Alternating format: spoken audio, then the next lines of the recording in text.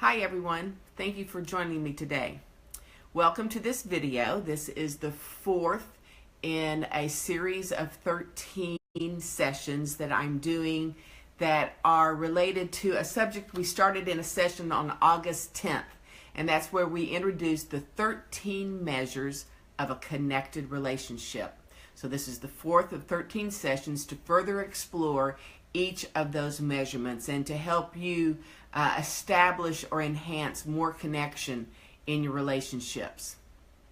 So automatically I see my sweetheart Bob has joined us. Thank you, sweetie, for being here. And I see that my business partner Sherry is here. So hopefully we'll have other people join us as we go along. But thank you both for being here. If we've never met before, my name is Becky Walker, and I'd like to introduce myself. I'm the founder of the coaching and training organization called Path to Connection. Now, I love to spend my time helping others enhance their relationships, and those can be relationships of any type. They can be family relationships, between marital partners, between siblings, between parents and kids, between parents and teenagers. It can be business relationships. It can be any kind. And you may know me from my work with adoptive parents at beyondadoptions.com, or you may have seen me on my podcast, Adopted Now What? So if you've been with me in that space, thank you so much for joining us here today. And I'd love it for you to let me know, if you haven't already, hit the like button, hit the heart button, whether you're listening live or whether you're listening to a rebroadcast of this session. Then I'd love for you to leave comments for us today. Tell us where you are, because we love to know where our friends and followers are listening from. And if you know someone that could benefit from the information about enhancing connection in their relationships, then please share this with them. And particularly share it with parents, especially if they are struggling right now with working through issues with perhaps a troubled teenager, because at Path to Connection we're focusing on a lot on that right now. So I want to review the 13 measurements of connectedness of a relationship so that we can just remind ourselves of what those are that we introduced before. And these should be thought of as basic needs that exist in any of our important personal relationships, including that parent-teen relationship that I was talking about. So these 13 include acknowledgement, affection, being heard, connection, consideration, closeness, truth, respect, emotional safety, stability, and trust, acceptance, and love. So there's a lot of them.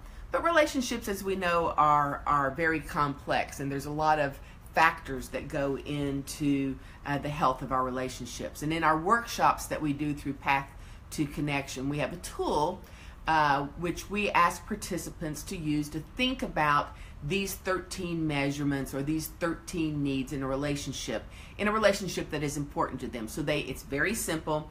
They use it. It's a scale of 1 to 10.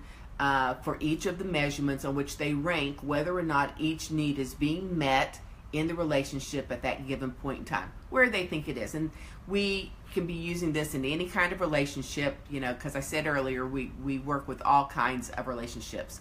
And this is one of the ways that we help our clients know where we need to focus in order to take purposeful and informed actions to help them establish or to enhance the authenticity of the connection in a relationship that they care about.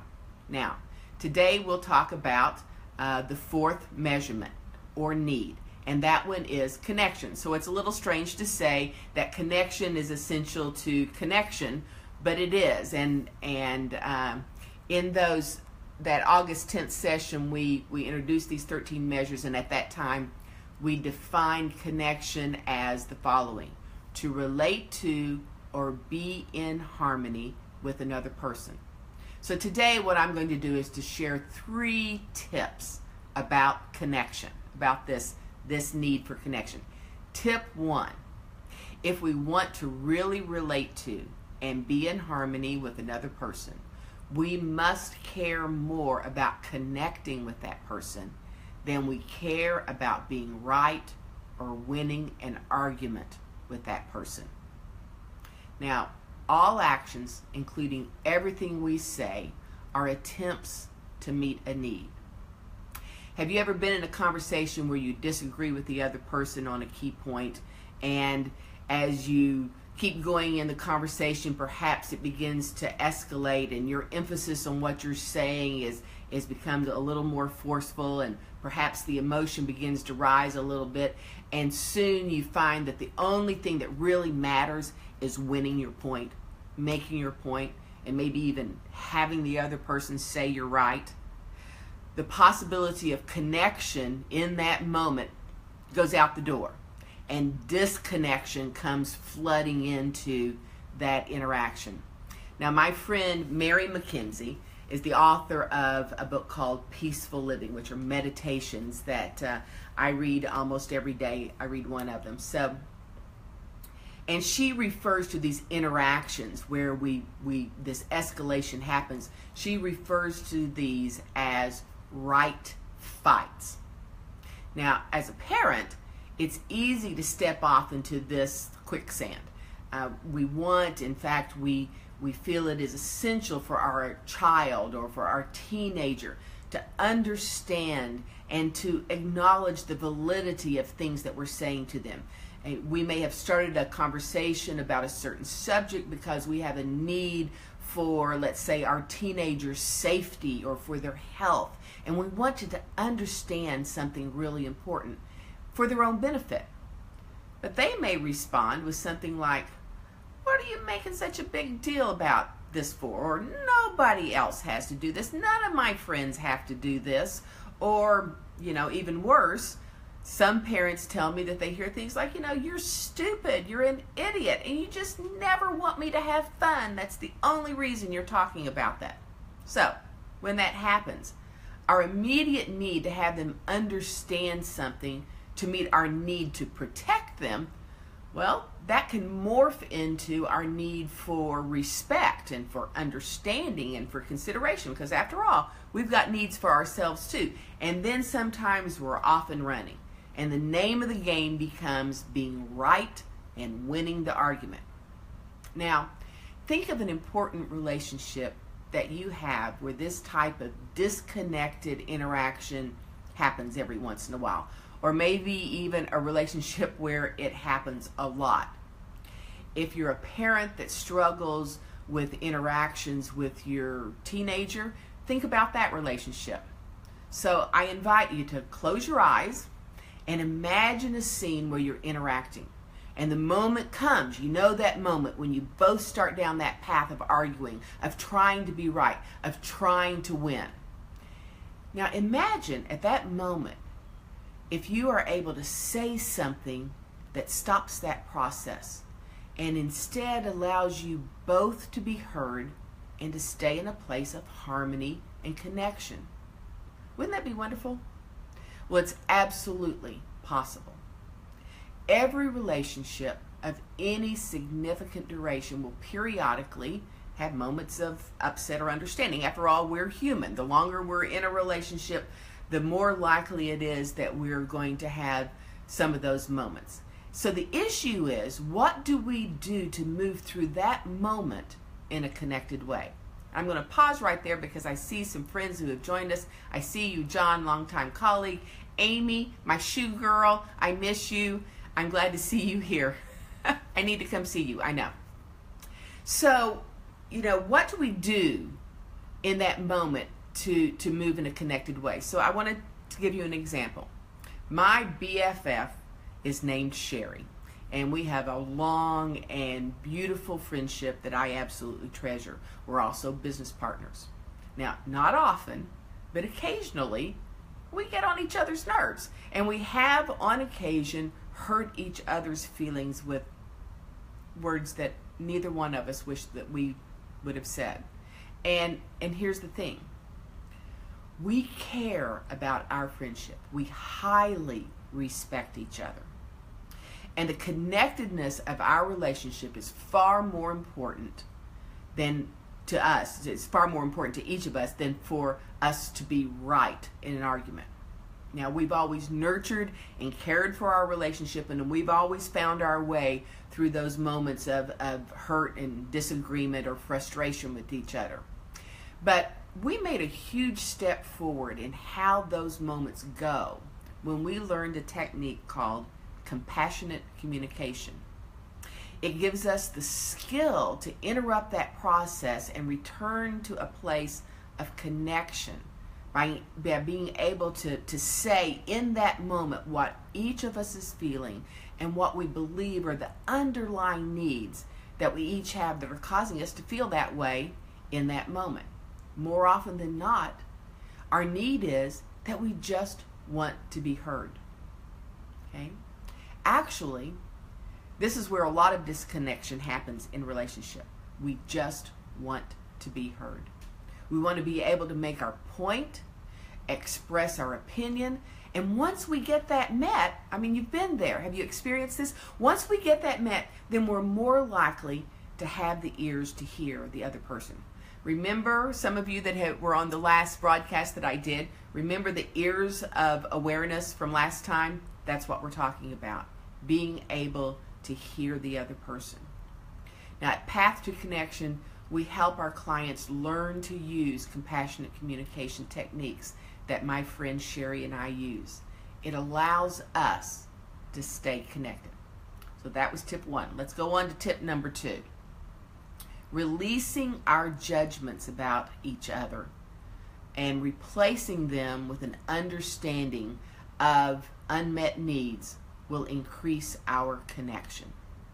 So if we can let go of judgments about the other person in the relationship, it's really, really easy when we're in an elevated emotional moment to focus our attention on that other person in a negative way, because we're not feeling good, and we can really focus on what we have as judgments in our mind, and we can conjure up all sorts of these. We can think things, or maybe even say, you never listen, or you always have to be right, or you think you know everything, or you argue with everything I say, and you do it just to make me crazy. You see me, I gesture when I do that, and my finger comes up, and I hack away at those words to make my point in those moments. Now, I referred to compassionate communication as the technique that Sherry and I have learned to use. It was created by Marshall B. Rosenberg back in the 60s under the name nonviolent communication. So this has been around for a very long time. And Marshall once said, and I'm going to read this, empathy is a respectful understanding of what others are experiencing. To be empathetic, we shed all preconceived ideas and judgments about the other person. We freely turn the floor over to them while we empty our minds and allow our whole being to become one big ear. There's that ears of awareness thing again. If you want to know what that's about, check out my Facebook Live that I did on August 29th. I invite you to go there and hear about and see my cute little ears of awareness. In the instant that we pull ourselves away from judgment and focus instead on the needs that the other person has in that moment, that is the moment that we start moving toward connection. Now, I experienced this in my own life with my own teenage daughter. We were one day at the beginning of one of those interactions where I usually felt like I just needed to tiptoe on eggshells, and where it always descended into her rolling her eyes and giving huffy replies and words that were just tinged with anger, sort of slipped out of both of us. But before that day where I had this pivot, I had become a student of compassionate communication. I had been reading it. I had gone to lessons. I had been practicing it. Sherry and I had been practicing it. And my daughter and I were starting down that familiar, exhausting, frustrating path. And I stopped, and I took a deep breath, and I changed the nature of that interaction. I asked her the following: could it be that you are feeling frustrated when I asked you that question because it doesn't meet your need for being heard? Now, I was guessing. I was reading the body language, and I was guessing in that moment what she was feeling based on her body language and what was my best guess about the need that wasn't being met. I was practicing this new technique. And I could see and I could feel her decide to go with me down that different path. And she said, I feel angry when anyone asks a question about what I've told them. I suddenly had an insight into something that I had never known before. Yes, she was feeling angry and frustrated. I had guessed that feeling right. She was feeling frustrated at me in that moment for asking her for clarification about something that she had said, just like I thought. But the key part was she felt that way when anyone asked her that type of question. So my judgment that was inside of my head that says that you just do this to drive me crazy was really wrong. This led us into a conversation where I really began to understand for the first time the state of anxiety that she felt herself to be in, especially when she was questioned by somebody, even if it was a very innocent question. And we then were allowed to have other more productive and insightful conversation. This was a moment that changed our relationship. Now, we still had plenty of opportunities to have upsets and disagreements and different things like that. But the point is that the communication technique can de-escalate the emotion in a moment of upset, and it can allow for you to get to a place of connection. So do you see? If I had stayed only in the place of judgment about how she interacts with me, nothing would have changed. But in that moment, I made a decision that the most important thing for me was connection. That it was far more important to me to connect with her than it was to have these judgmental feelings. So again, I ask you to think about a key relationship, any relationship that you have, and imagine having interactions that actually increased your understanding of the feelings and needs of the other person, and that allowed for you to know that they were understanding your feelings and needs, and thereby increasing your connection.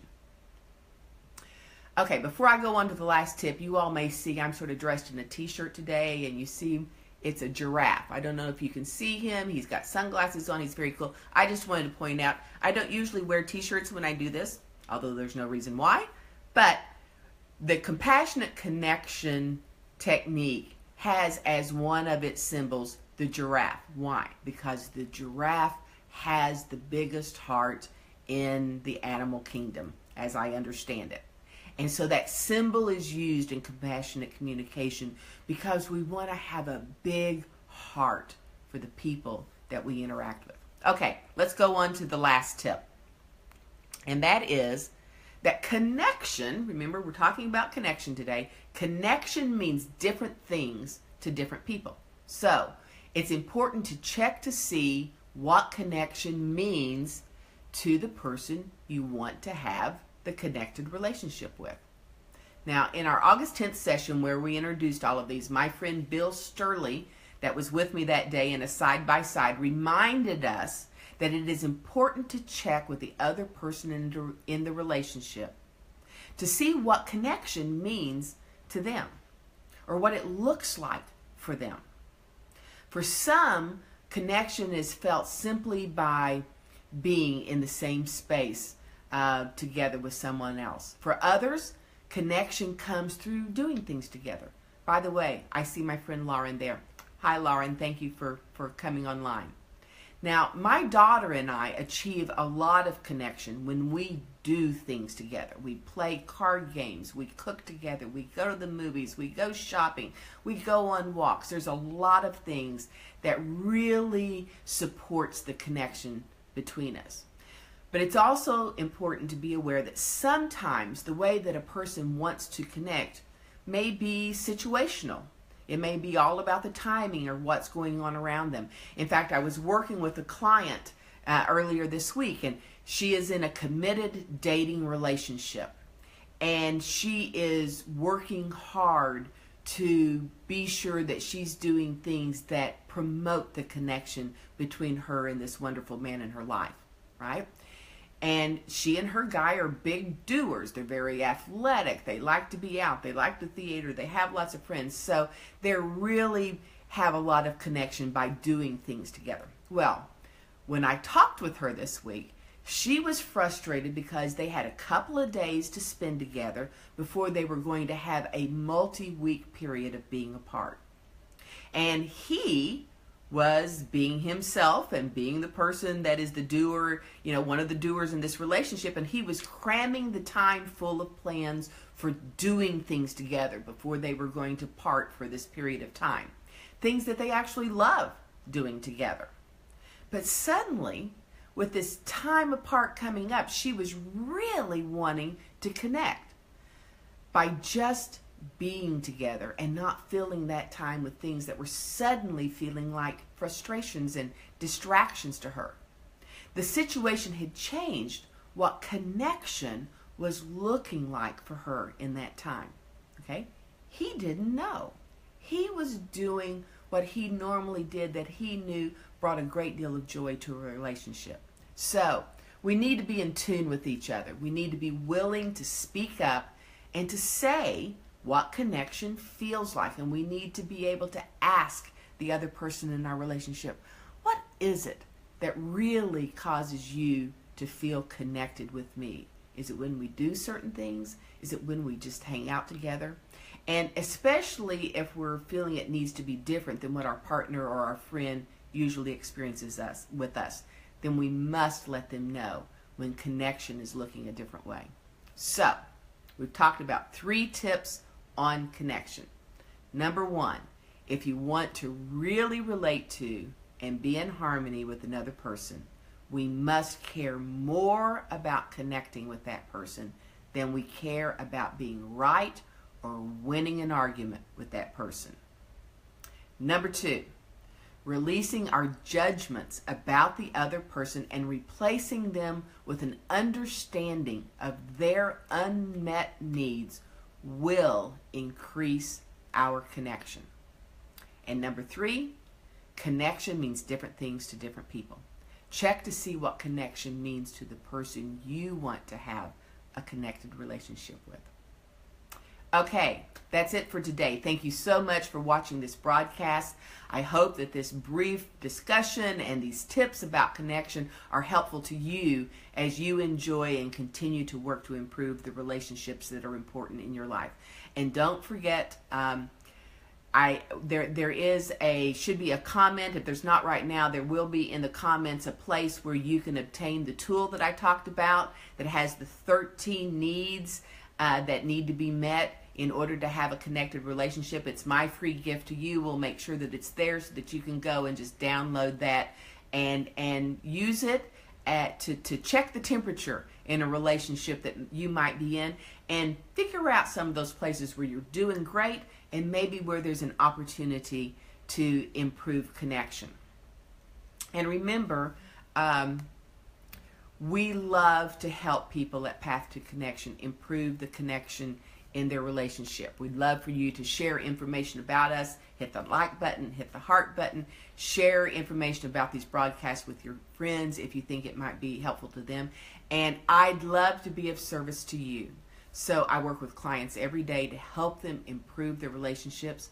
I'd love to hear your story, and I'd love to help you with your challenges. And connecting with me is really, really easy. Go to connectionappointment.com. connectionappointment.com. Find a time that's convenient for you, and let's talk. Share this broadcast with your friends. Please share your comments with us. Tell us what you think about what we've said today. Share experiences that have come up in your mind about the things, the tips that I've given you today. And join me next time when we'll explore other measures of a connected relationship and other tips and ideas about relationship. So, bye for now.